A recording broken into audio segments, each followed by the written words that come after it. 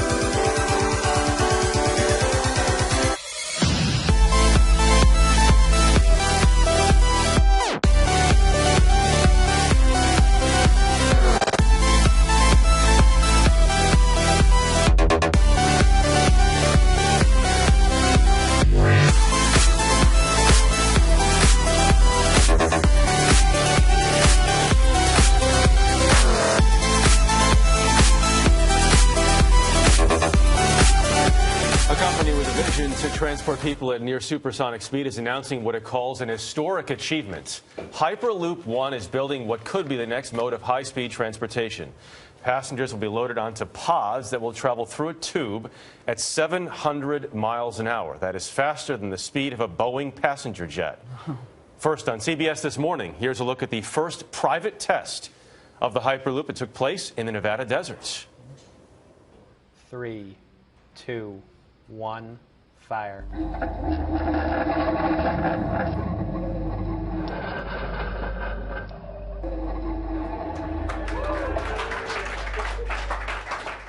The company now says it has the first full-scale Hyperloop in the world.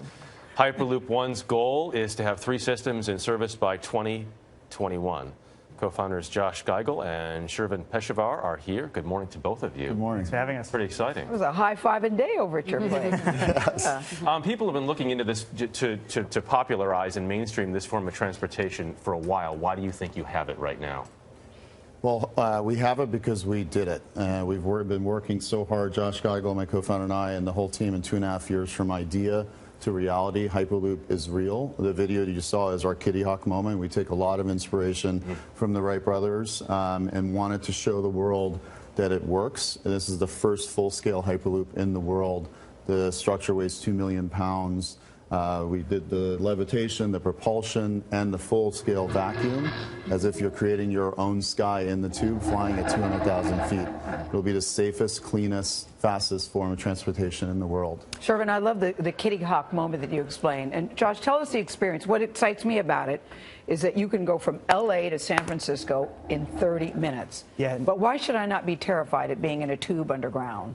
So, I mean, we get in a tube every day. We got in a tube yesterday to come to either here on the subway or on a plane. And, you know, being inside this tunnel, or the tube as ours, as we call it, we don't have any real concerns about in the event of emergency. So you can basically get out if there's an emergency, just like you would in a tunnel, and you're not at 30,000 feet. So you have the ability not to fall I can get out and go where, Josh? I'm underground. Where am I going? Just like when you drive in a tunnel or in your subway, there's emergency evac ports and whatnot. So. But a subway's not going 700 miles an hour. Yeah. Right? But we're able to slow down. We have emergency braking techniques, things that we've been testing, and that allows us, in the event that something were to happen, you're able to slow down safely. Shervin, I know you guys have an ambitious goal of creating 3 functioning Hyperloop units in like 4 years.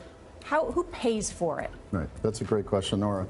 We need the support of people and governments around the world. You can't build Hyperloops around the world without the support of governments. We think of this as a form of transportation, a new form of transportation like broadband. So high-speed transportation will be very similar to that in the same way the government's adopted broadband around the world and mobile.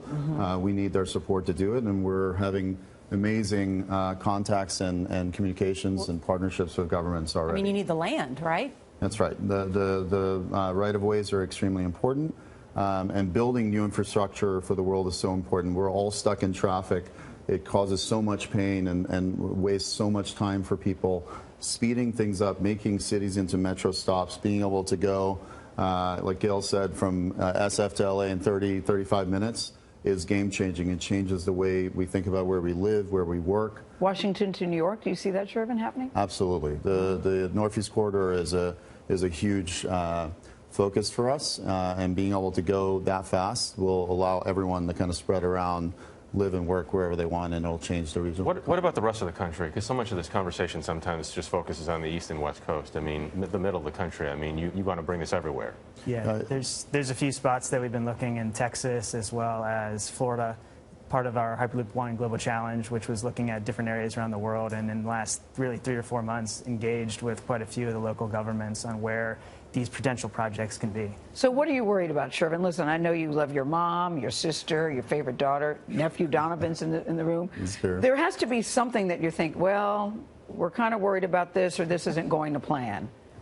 Well, there has to be some concerns. This sounds great. I love all the high five, Kitty Hawk, all that. But what are you concerned about now? That's a great question. The number one concern is to make this idea a reality, and this was a huge step in showing the world today on this show that this is real. We've done it, and now is to really go to the next stage of, as Nora said, connecting with the governments and actually building working hyperloops around the world. People have the courage to put this in place.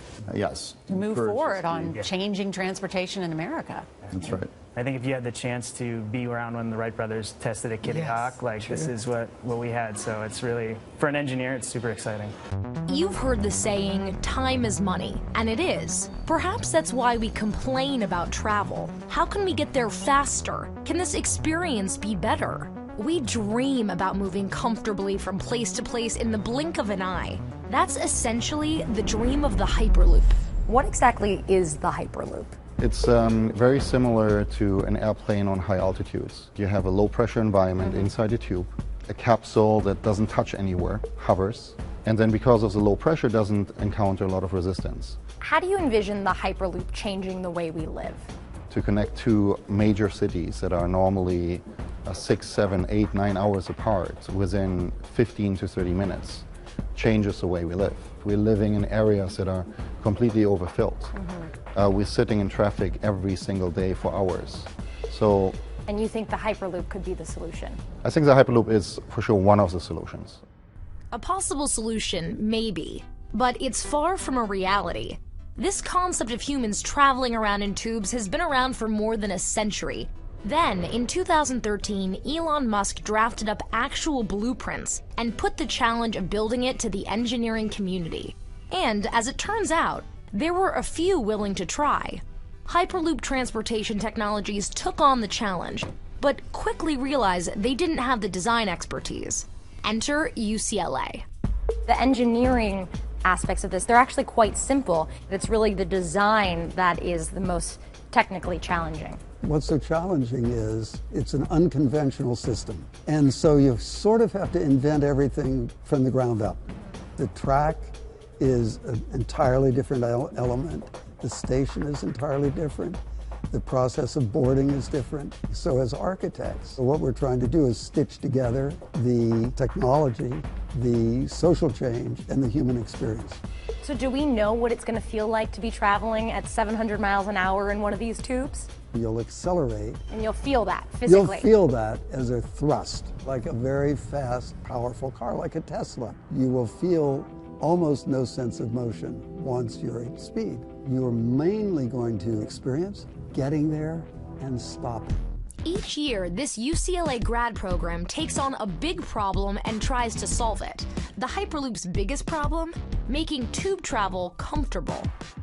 So this is kind of like the Hyperloop think tank design center right now. What are these models over here? So we have two sets of models. The first ones here at the back, they were really study models that were investigating. These are more of a finished product that investigate more of the interior situation and also the sitting. So these are all the options of the capsules. What about the stations here? So same thing with the station. This station is probably the most compact station, and it really, the entire activity actually happens almost here.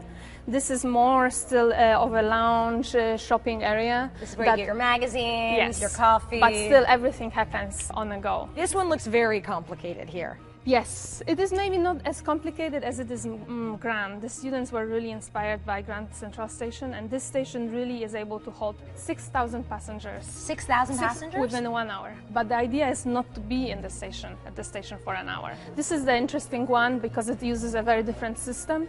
You come here on the road system, you're dropped off, and this is in a way your pod. So you need to know with your phone probably it's which... almost like your terminal, which yes, one this you is get, your terminal. which one you get dropped off yes. at.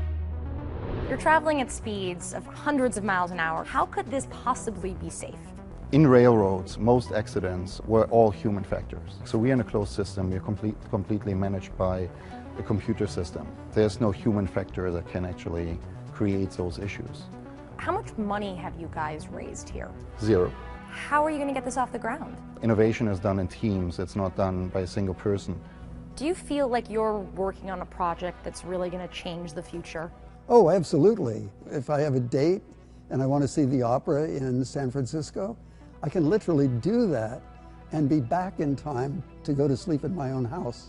I mean, that's the nature of the kinds of disruptive change that this can bring, and to be able to be part of this effort is a dream come true. Are we about to witness the Kitty Hawk flight of the future, the train of tomorrow? Roll the video. Here it is. What started as just a pipe dream of Tesla and SpaceX CEO Elon Musk just took a gigantic and historic step toward reality. The Hyperloop One has just completed its first ever full-scale test run of the high-speed train in a tube. The man whose team has just pulled it off is here. Josh Geigel is the co-founder and head of Hyperloop One. Congratulations. Thank you, Liz. Okay, you have to help me here. Kitty Hawk is your reference. Why not something like Japan's bullet train or, you know, the TGV in France, the train en grande vitesse? It's a new mode of transportation. So just like they did in Kitty Hawk, it's time for a new mode, and that's Hyperloop. Okay, who was in the test tube, as I'm calling it? Who was in the test train? Yeah. And how fast did it end up going? So this is the first phase of our test program. So it went about 70 miles an hour, and we'll be getting up to about 250 here shortly. And then there's actually nobody inside. So okay. Just a bunch of sensors, just a bunch of dorky electronics. So, do you have airbags and seatbelts? I mean, you're going 250 miles an hour eventually. This will, as we go through like the regulation process, that's what we're going to do. We want this to be, you know, you showed a video before of the people waiting in the airport. Mm-hmm. We don't want to reinvent that same experience anymore. And so this whole experience just needs to be something completely new. Who's funding it? So right now we're a venture-backed company and starting to try to secure contracts with governments around the world. Because that thing looks expensive.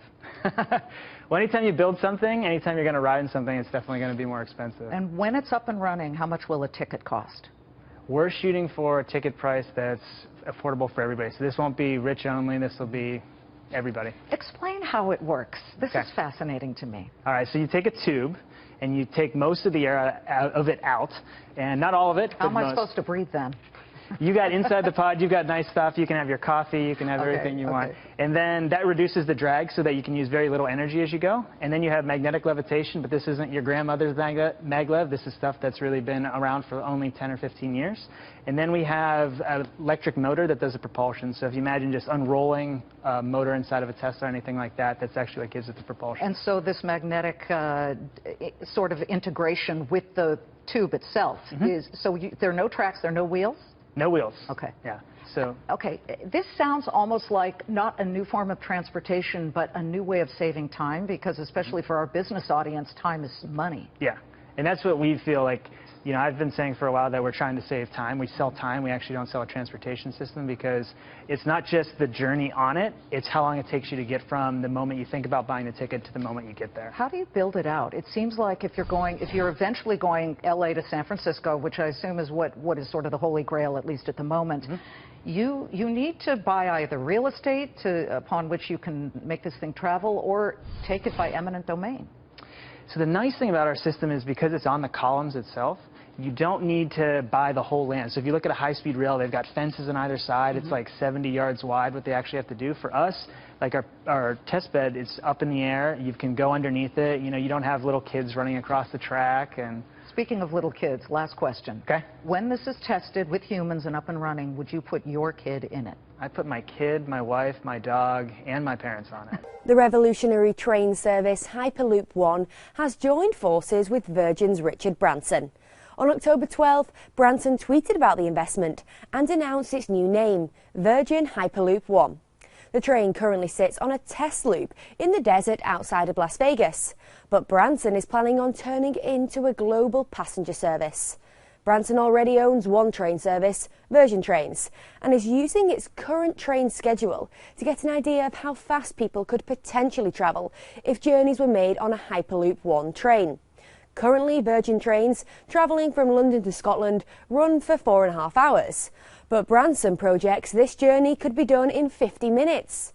A couple of months ago, the magnetically levitated pod reached speeds of 192 miles per hour on a 500-metre test track in its second phase of testing. We are also taking a look right now at changing the way you travel. Virgin Hyperloop One is disrupting the transportation industry using new technology to allow passenger vehicles to move at speeds of nearly 700 miles an hour. Today, the company is meeting with the Colorado Department of Public Transportation to conduct a feasibility study in that state. Joining me right now is Virgin Hyperloop One co-founder and CTO ℎ𝔥𝔦𝔫𝔞, along with the CEO of Virgin Hyperloop One, Rob Lloyd. Good to see you both. Thank you so much for joining us. Congratulations. This is huge what you're doing. And Rob, you recently raised $85 million in new funding. Let's talk about that. Tell us about the company's progress and how that money will be used. Well, we have been raising money to build a technology, and obviously as we go through that first phase of building a prototype, which Josh's team has just recently accomplished, we've proven it works. Now we're going into a phase of commercializing that technology, working with governments, regulators around the world, and that's really one of the reasons we're here, is because the opportunities to take the technology from what we've proven it works to then into real production systems exist around the world, and we think one of those huge opportunities is right here in the Kingdom as well as in the entire GCC. For sure. I mean, I could understand the opportunity that you have here, but the opportunity is really across the world, right? What are the challenges that you've seen so far in terms of Hyperloop One? I think one of the biggest ones that we've seen is getting it into the conversation. So it was difficult in the U.S. for a while, but now we've had traction in Colorado, Missouri, Texas, and then getting into the conversation here in the GCC has been actually very easy because they don't have this technology yet, and this is a chance for them to leapfrog that and move with new technology. You know, when you look at working here in Saudi, you're really starting from scratch, aren't you? Exactly. So the idea of a greenfield city, a brand new port on the Red Sea, where infrastructure needs to be developed. And in fact, across the entire GCC, there isn't a regional rail network, so we're not dealing with the same infrastructure that many countries invested in a century or two ago to drive industrialization. So when you look at the agenda here, Vision 2030, trying to align infrastructure, new cities, new manufacturing jobs in a very efficient economy, underlying that is a new mode of transportation, and we think Hyperloop is one of the elements that's going to allow that transformation. Is there a challenge in terms of labor? How do you get the right people to work on some of these new projects? I think that's one of the biggest reasons we've been attracted to this area is that there's a push in the vision for 2030 for jobs and manufacturing and just connectivity. So this next generation workforce, high-skilled laborers, learning how to build Hyperloop then becomes an exportable skill for this whole region. That way it's the hub of the area. There's also the regulation, though, as you mentioned earlier, right? The regulatory environment, will it encourage this?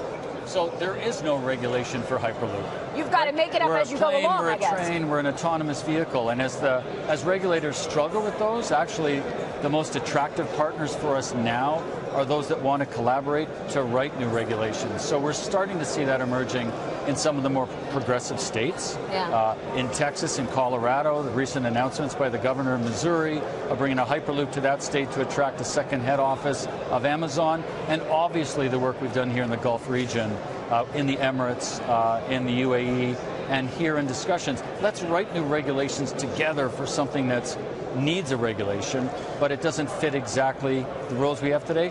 Those that help us do that are going to be probably where we end up with the first projects. How long does it take to get this from dream to reality? Well, from dream till now, it's only been 3 years. Wow. We've built. That's fast. Yeah, actually, here in a couple of weeks is my 3-year anniversary from sitting in a garage. And now we have about 300 people, and we built the whole test bed that you've seen in the desert. So we're thinking just a couple more years, and it'll be here for all of us to ride. That's incredible, and actually. we'll give you a ticket. Yeah. Okay, I like it. Gentlemen, we'll be watching. Congratulations.